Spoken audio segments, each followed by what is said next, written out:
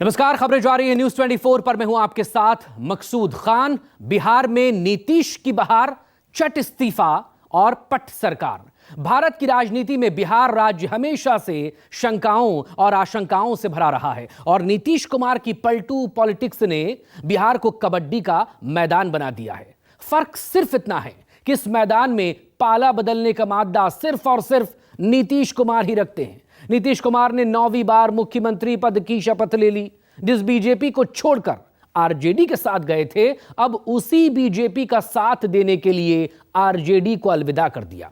RJD और BJP दोनों ही दल हर बार भर भर कर नीतीश को कोसते आए हैं, लेकिन नीतीश इन्हीं दोनों छोर के सहारे अपनी राजनीति को साधते आ रहे हैं। और अब एक बार फिर से नीतीश की पाला बदल पॉलिटिक्स के बाद सवाल उठ रहे हैं कि सबके हैं नीतीश या फिर किसके हैं नीतीश।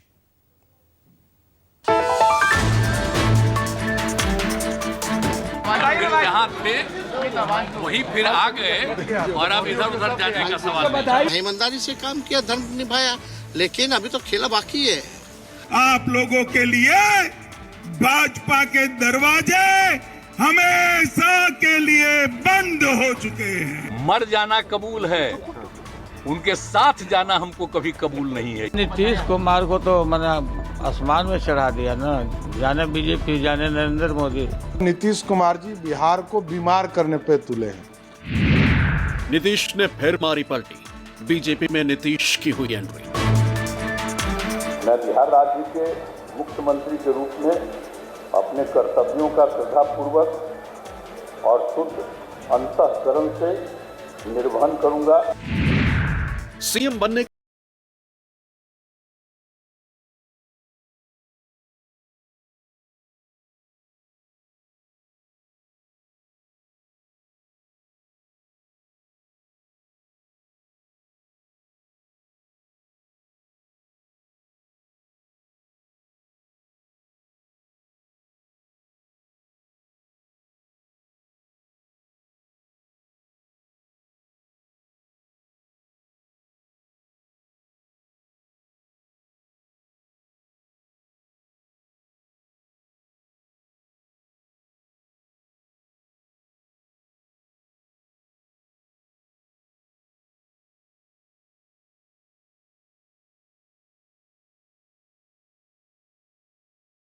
नीतीश कुमार देश के इकलौते राजनेता हैं। सच्ची श्रद्धा और निष्ठा रखूंगा। नीतीश कुमार ने 9वीं बार ये साबित कर दिया कि राजनीति की डिक्शनरी में दुश्मन और दोस्त जैसे शब्दों की कोई जगह नहीं। सुन रखूंगा। मैं बिहार राज्य के मुख्यमंत्री के रूप में अपने कर्तव्यों का श्रद्धापूर्वक, कभी आरजेडी से बैर तो कभी बीजेपी से प्यार, बिहार में नीतीश कुमार ऐसे ही बनाते रहे सरकार। हम लोग तो सवाल ही नहीं पैदा होता है। मर जाना कबूल है, उनके साथ जाना हमको कभी कबूल नहीं है। ये अच्छी तरह जान लीजिए, समझ लीजिए, सब बोगस बात है। काहे के लिए बोल रहा है? तो ये तय हो गया और अब सब दिन के लिए हम लोग एक ही साथ रहेंगे जो शुरू से थे। अब तो मुक्ति मिल गई, फिर जहाँ थे वही फिर आ गए और अब इधर उधर जाने का सवाल। पटना में चस्पा ये पोस्टर बता रहा है कि नीतीश कुमार को समझना मुमकिन ही नहीं, नामुमकिन है। जब जब नीतीश कुमार की सियासत डगमगाई, तब तब उन्होंने पलटी मारी। कभी एनडीए का दामन छोड़ा तो कभी महागठबंधन से दूरी बनाई। 10 साल में कई बार मौके ऐसे आए जब नीतीश कुमार ने साथ ही बदल लिए, लेकिन बिहार की सियासत की कमान अपने हाथ से नहीं छूटने दी। और एक बार फिर नीतीश ने दिल्ली चुनाव से ऐन पहले पाला बदलकर अपने पुराने बयानों से यू टर्न ले लिया। बोलते अब क्या क्या कौन रहते हो सब छोड़ दीजिए ना, हमको कुछ नहीं कहना है। लेकिन हमारे पार्टी के सब लोगों की राय थी कि भाई आप अलग, हम तो तैयार करें।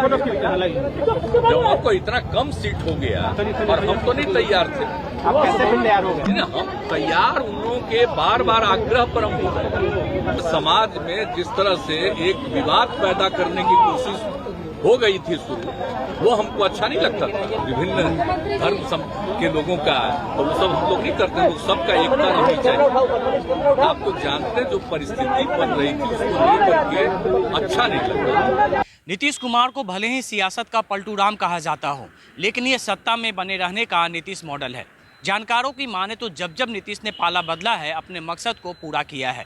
2022 में नीतीश ने बीजेपी को साफ साफ संकेत दिया था कि भले ही वो तीसरे नंबर की पार्टी हो, लेकिन असली किंग मेकर वही हैं। वहीं इस बार नए नवेली विपक्षी गठबंधन को अपनी अहमियत साबित करने के लिए जिसे कभी अपना दुश्मन कहा था, उसी से उन्होंने हाथ मिला लिया। नीतीश कुमार के महागठबंधन छोड़ने के प्रमुख 3 कारण ये हैं। पहला, नीतीश कुमार लोकसभा चुनाव के साथ साथ विधानसभा के चुनाव भी 2024 में कराना चाहते थे और इसके लिए नीतीश कुमार विधानसभा भंग करना चाह रहे थे और उसके लिए राजद प्रमुख लालू यादव तैयार नहीं हुए। दूसरा, उनके जो 16 सांसद है उसमें से 13 सांसदों का दबाव था कि वर्तमान परिस्थिति में इंडिया गठबंधन के बैनर यदि वो चुनाव लड़ते हैं तो वो उनके लिए अनुकूल नहीं होगा।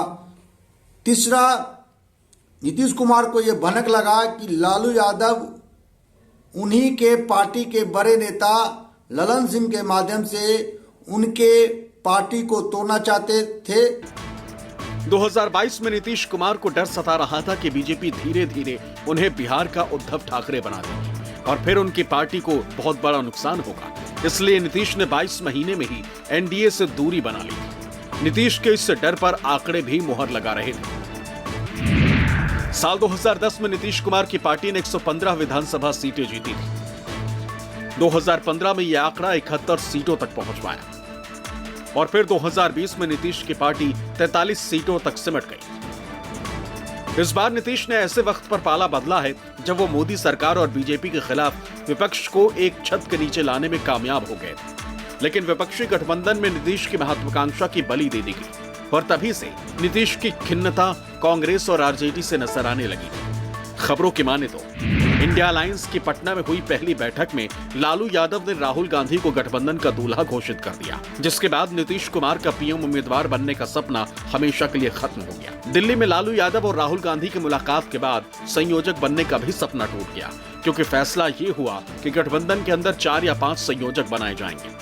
मध्य प्रदेश विधानसभा चुनाव में नीतीश कुमार चाहते थे कि कांग्रेस की तरफ से उन्हें सीट का ऑफर मिलेगा, लेकिन ऐसा भी नहीं हुआ और उसके बाद मजबूरी में जेडीयू को 10 उम्मीदवारों के नाम की घोषणा करनी पड़ी।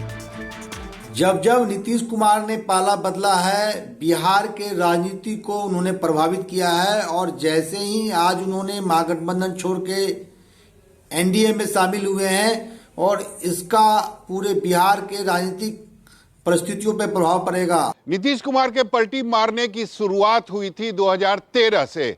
2010 से ही नीतीश कुमार मोदी को नापसंद करते थे, लेकिन जब साल 2013 में मोदी को एनडीए का प्रधानमंत्री उम्मीदवार बनाया गया तो नीतीश कुमार ने 17 साल पुराने रिश्ते को तोड़ने में देर नहीं लगाई। इसके बाद 4 सालों तक वो महागठबंधन के साथ दोस्त बनकर रहे, लेकिन उसके बाद नीतीश कुमार ने दूसरी पलटी मारी और बीजेपी के हो गए और फिर नीतीश कुमार आरजेडी से होते हुए अपनी चौथी पलटी मारकर फिर से बीजेपी से दोस्ती कर ली। कभी बीजेपी, कभी आरजेडी, नीतीश के सियासत की डोर 2 छोर पकड़कर चल रही है। नीतीश कुमार दोनों दलों में से किसी एक का दामन थामते हैं तो दूसरी पार्टी उन्हें पलटू राम और पलटूबाज जैसे संबोधन से पुकारने लगती है। आज जो बीजेपी नीतीश को वापस लाकर खुश है, वही बीजेपी 2022 में नीतीश को पानी पी पी कर कोस रही थी और नीतीश पर हमले का कोई मौका नहीं छोड़ रही। कांग्रेस ने इन दिनों जिस इंडी अलायंस का छाता खोल रखा है, उसमें बिहार के मुख्यमंत्री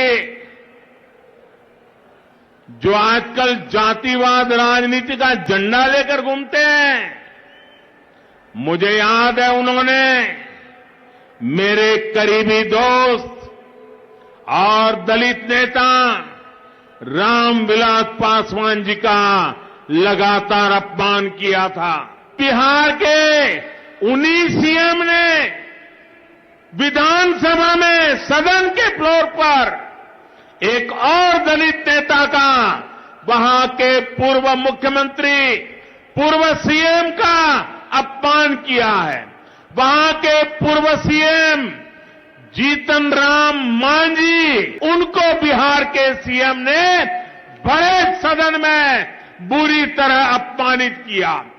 इनके आधे एमपी भाजपा के दरवाजे खटखटा रहे हैं और मैं पर एक बात स्पष्ट कर देता हूं, किसी के मन में ये संशय हो कि चुनाव के परिणामों के बाद नीतीश बाबू को फिर से भाजपा एनडीए में लेगी, तो मैं बिहार की जनता को स्पष्ट कह देना चाहता हूं और लल्लन बाबू को भी स्पष्ट कहना चाहता हूं, आप लोगों के लिए भाजपा के दरवाजे हमेशा के लिए बंद हो चुके हैं। वो अगर आना भी चाहे तो बीजेपी तैयार नहीं है ना। बीजेपी ने अपने सारे दरवाजे बंद कर रखे हैं और बीजेपी ने तय कर लिया कि नीतीश कुमार अगर नाक भी रगड़ ले, कुछ भी प्रयास कर ले, अगर चाहें भी तो भी बीजेपी उनको स्वीकार नहीं करेगी। अब देखिए वो तो एक बोझ बन चुके हैं। अब तो राष्ट्रीय जनता दल भी उनको बहुत दिनों तक ढो पाएगी, ऐसा मुझे संदेह लगता है।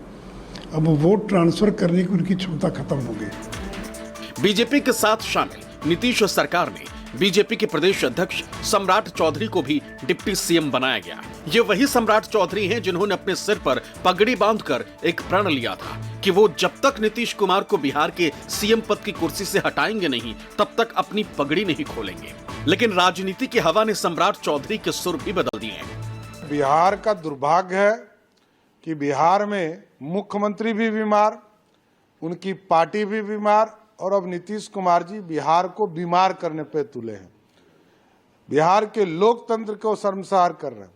यहाँ अपराधी नहीं मारे जा रहे हैं, पुलिस वाले की हत्या हो रही है, वो भी गौ तस्कर से, कहीं बालू माफिया से, कहीं शराब माफिया से, रोज पुलिस वाले पिटा रहे हैं।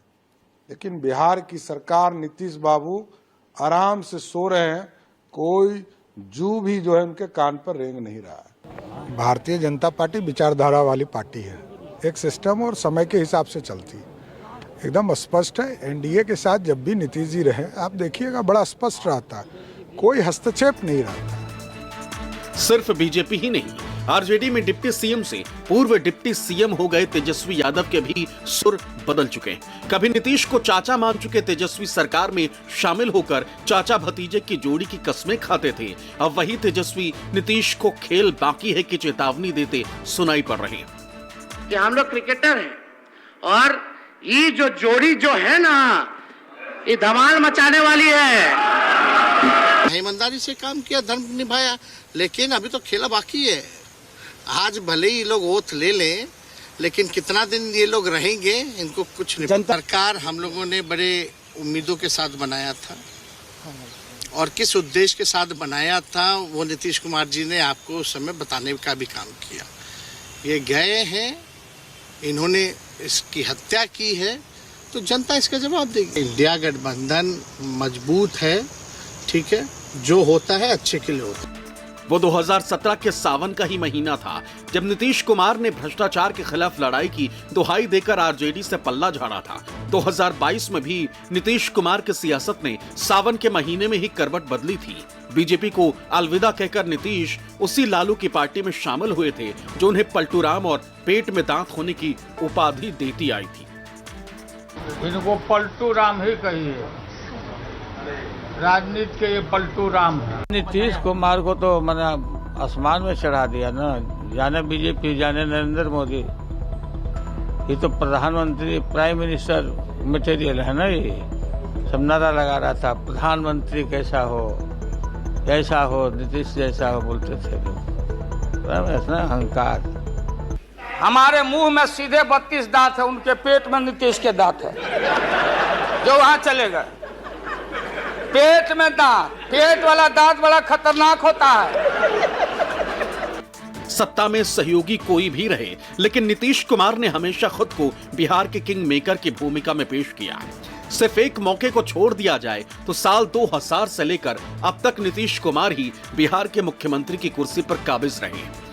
साल 2000 में नीतीश कुमार पहली बार बिहार के सीएम बने, फिर 2005 में दूसरी बार बिहार के मुख्यमंत्री पद की कुर्सी हासिल की। साल 2010 में नीतीश तीसरी बार सीएम बने।